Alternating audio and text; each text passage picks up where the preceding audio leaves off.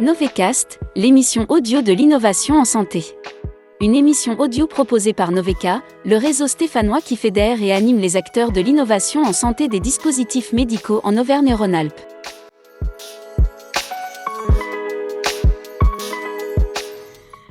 Bonjour à tous et bienvenue dans ce second épisode de Novecast, l'émission dédiée à l'innovation en santé. Émission produite par Noveca, le réseau territorial qui rassemble les acteurs des dispositifs médicaux sur la région Auvergne-Rhône-Alpes et en particulier sur la métropole de Saint-Étienne. Alors replantons tout de suite le sujet. Dans ce podcast, il sera question de santé, évidemment, d'innovation toujours. Ouais, en parlant de deux axes majeurs de Noveca, la RSE et la prévention en santé. Et c'est bien de prévention en santé, et plus précisément de santé mentale, dont nous allons parler aujourd'hui. Et parce que nous ne sommes pas des experts, nous sommes allés à la rencontre du professeur Éric Facra, médecin psychiatre, professeur de psychiatrie, responsable du service de psychiatrie générale au CHU de Saint-Étienne et chercheur en neurosciences. On l'écoute. Bonjour professeur, merci d'avoir accepté cette interview. Alors je vous propose d'ouvrir notre interview avec une question toute simple mais essentielle. Comment vous définiriez la santé mentale ? On peut définir cette notion par l'état de bien-être psychique, le bon fonctionnement psychique pour que la personne se sente épanouie et arrive à réaliser ses objectifs, mais aussi la flexibilité pour faire face aux événements stressants de la vie.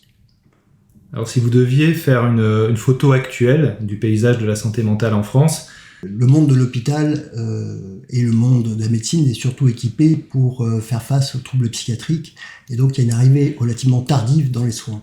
Il y a une organisation des soins psychiatriques en France qui se base sur une notion de secteur et donc une approche populationnelle, on va dire territoriale, avec des soins à destiner des populations qui souffrent de troubles psychiatriques. Et si je vais faire une photographie, je dirais que c'est une photo avec peut-être des reliefs très chaotiques et inégaux, parce qu'il y a des endroits un peu désertiques et des endroits qui vont un petit peu mieux, peut-être des petites oasis.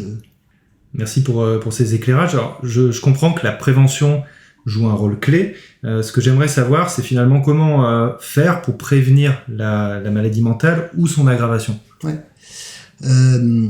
Donc on a l'usage de dire que déjà les troubles psychiatriques, ça concerne environ 10 à 20% de la population mondiale, donc en France, que ça a beaucoup explosé depuis le Covid, et même un peu avant. Et donc le sujet de la prévention est vraiment au cœur des préoccupations, parce que les personnes arrivent très tardivement dans les soins pour des problèmes essentiellement de stigmatisation des troubles psychiatriques et peut-être d'inadaptation de l'offre des soins par rapport aux besoins de la population. Et si l'on se penche du côté du monde de l'entreprise, de votre point de vue, quel rôle peut ou doit jouer l'entreprise dans la prévention en santé mentale aujourd'hui ? D'une part, le monde de l'entreprise est un milieu où les personnes peuvent s'épanouir dans un de leurs rôles identitaires. Il y a une certaine transformation depuis les dernières décennies et peut-être que le monde du travail n'est pas perçu comme il a été perçu il y a une trentaine d'années. Et maintenant, on insiste beaucoup plus sur la fonction d'épanouissement par le travail, mais pas que par le travail, également d'équilibre de sa vie personnelle. Et donc ça, je pense que dans le monde de l'entreprise, il faut en avoir conscience parce que il faut qu'il y ait une prévention des risques psychosociaux. La deuxième facette, c'est que l'entreprise peut également produire des services ou des produits pour aider à la prévention et au traitement des troubles psychiatriques. Alors justement, vous parlez d'outils, on voit apparaître dorénavant des formations en premier secours en santé mentale, et je sais que vous portez des projets spécifiques en ce sens. Pouvez-vous nous en dire un petit peu plus sur ce sujet en particulier ? Oui, alors comme on disait tout à l'heure, un des gros enjeux, c'est la stigmatisation des troubles psychiatriques.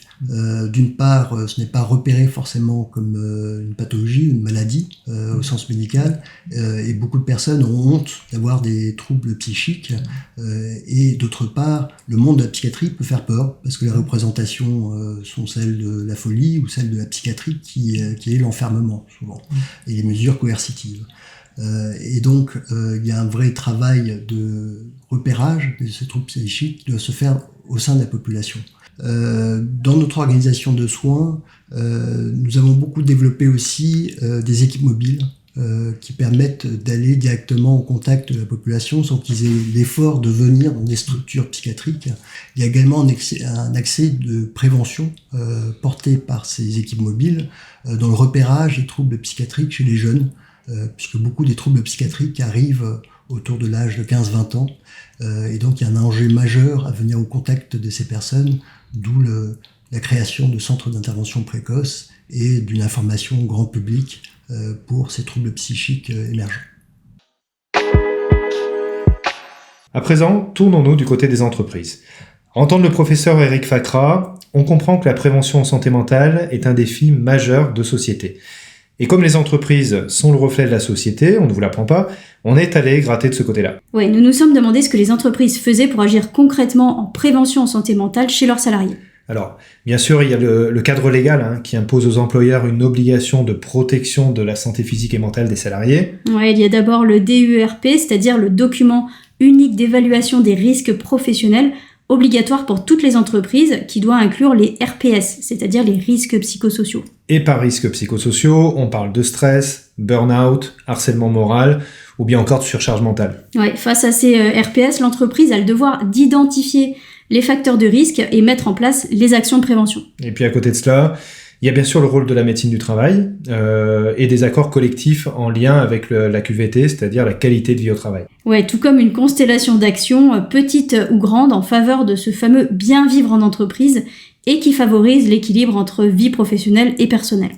Aide aux devoirs scolaires, cours de sport pris en charge, ligne d'écoute psychologique, panier de légumes livrés sur place, sont autant de petits exemples qu'on peut donner. Ouais, alors évidemment, se faire livrer un panier de légumes quand on souffre de dépression ou de bipolarité, c'est évidemment pas la recette miracle. Non, évidemment. Mais ce qui est intéressant, c'est que de plus en plus d'entreprises misent sur la formation de leurs managers pour qu'ils détectent mieux les troubles qui peuvent survenir dans leurs équipes et surtout, comment réagir et accompagner les personnes dans leur prise en charge. On vous propose d'écouter à présent Romain Coy, responsable HSSE chez Sigvaris Group France, qui nous parle plus précisément de la formation Premier secours en santé mentale auquel il a participé.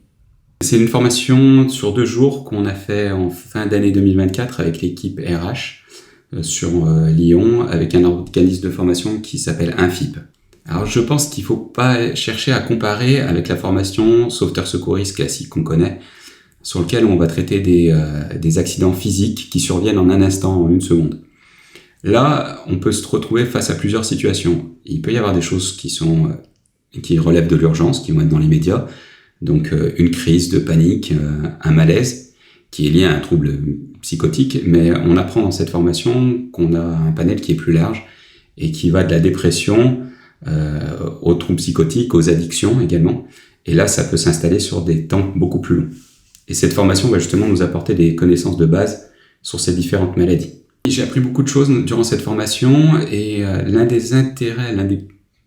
principaux intérêts que je trouve à cette formation, ça a été de démystifier ces maladies. Voilà, on peut penser que c'est pas du ressort de l'entreprise et que c'est par des professionnels de la santé que ça doit être traité. Mais on se rend compte qu'en entreprise, on vit les situations, on les a au quotidien et ils ont un outil mnémotechnique que je trouve très intéressant, très simple et facile à mettre en œuvre et qui permet de structurer ces interventions. Donc l'outil s'appelle aérer, A pour approcher, E pour écouter, R pour réconforter, E pour encourager et R pour renseigner. Et quand on suit cette méthodologie, ou en tout cas quand on l'a en tête, ça va nous faciliter et débloquer en tout cas certaines situations pour aller parler avec les personnes et les aider. Est-ce que vous conseilleriez cette formation à d'autres personnes en entreprise ? Le fait d'avoir des connaissances déjà sur ces maladies permet de ne pas en avoir peur. C'est un petit peu la peur de l'inconnu. Donc quand on connaît, on a moins peur d'agir. Et les situations se présentent en entreprise. Est-ce que c'est plus qu'avant ou moins qu'avant, je sais pas. Donc oui, je la conseille. Je la conseille pas seulement aux infirmières au travail, pas seulement aux services HSE et ou RH, mais à toutes les professions qui doivent gérer de l'humain. Et bien évidemment, les managers. Nous remercions Romain Coy pour son éclairage sur ce thème pas si facile à appréhender en tant qu'entreprise, parfois écartelé entre les aspects légaux, mais aussi l'envie de bien faire sans empiéter sur des sphères trop personnelles. Ouais, c'est toute la difficulté, mais je pense que la santé mentale est de plus en plus considérée comme un pilier à part entière de la santé avec un grand S. Et que tous les acteurs qui gravitent autour de la personne, que ce soit l'employeur, l'entourage personnel, les professionnels de santé, mais aussi les acteurs du dispositif médical, ont un rôle à jouer. C'est un joli mot de la fin pour cet épisode. Vous retrouvez en description de ce podcast toutes les ressources utiles pour aller plus loin sur le sujet. Nous espérons que cette écoute vous aura ouvert quelques portes en termes de connaissances et surtout d'inspiration, et vous donnons rendez-vous dans quelques semaines pour un nouvel épisode. À bientôt.